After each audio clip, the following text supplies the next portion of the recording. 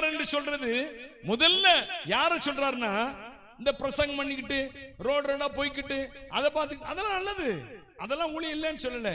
ஆனால் யார ஃபர்ஸ்ட் ஊழியர்னு சொல்லுவா தெரியுமா?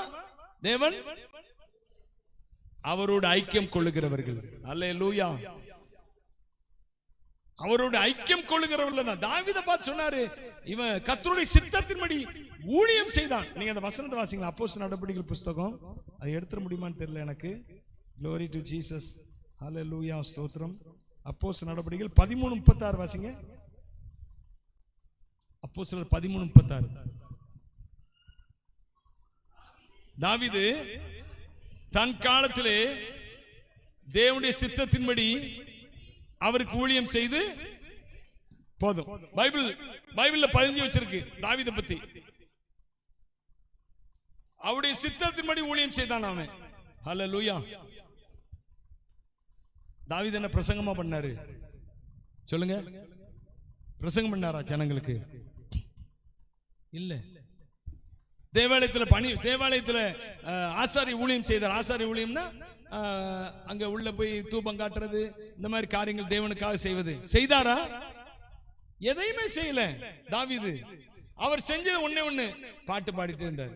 கர்த்தரை எக்காலமும் ஸ்தோத்தரித்து பாடுவேன், அவர் துதி என் நாவில் இருக்கும். இதுதான் அவருடைய பாட்டு.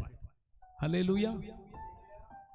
கர்த்தரை பாடிக்கொண்டே ஆராதித்துக் கொண்டே அவருடைய பிரசன்னத்தை நீங்க 42ஆம் சங்கீதத்தை வாசி பாத்தீங்கன்னா, வாசிங்க சங்கீதம் 42.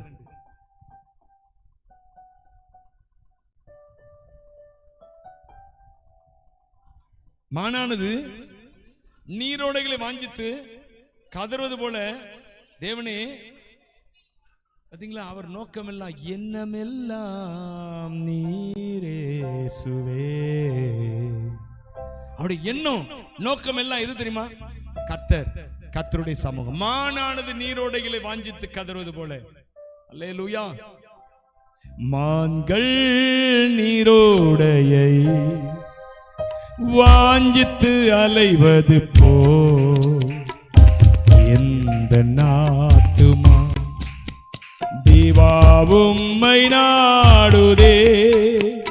மான்கள் நீரோடையை வாஞ்சித்து அலைவது போ